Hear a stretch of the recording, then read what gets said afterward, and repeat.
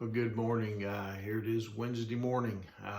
As week's flying by, it's the middle of the week, and um, we were supposed to be getting on a plane this afternoon to fly to Uganda, but God has other plans for us, and we're seeking that out, and hopefully we'll get to go next summer, maybe when things are better. But this morning, I want to share with you how. A devotional entitled Salty in a Good Way. In the Roman culture, salt, was extremely valuable. It was so valuable, in fact, that salt was, a form of payment back in that day. Hence the expression, he's not worth his salt. Jesus said the following in Luke chapter 14, verses 34 and 35 in the New Living Testament. It says, salt is good for seasoning, but if it loses its flavor, how do you make it salty again? Flavorless salt is good neither for the soil nor for the manure pile. It is thrown away. Anyone who with ears to hear should listen and understand. You see, Jesus was saying, that you're valuable.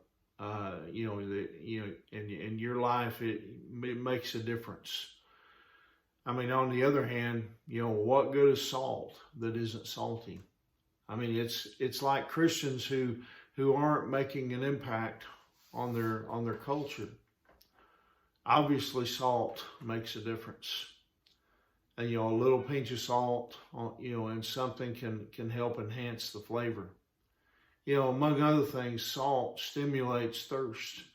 It's kind of like when you're eating popcorn, during a movie. For instance, you realize, that you're really thirsty. It makes you thirsty because of the salt. In the same way, when you're living a godly life, you should stimulate in others a thirst for Jesus Christ. People should be able to look at your life and, as a believer, and know what you stand for and what your convictions are. There shouldn't be any doubt. It also should cause them to want what you have. So when Jesus said, that we're the salt of the earth, he was saying that our lives should make a difference wherever we are, wherever we go. Paul wrote the following to the church in Corinth in 2 Corinthians chapter 3, verse 3.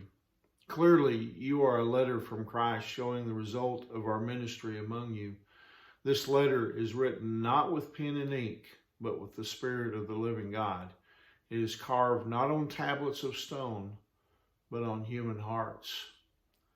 You see, we're the only Bible that some people may ever read.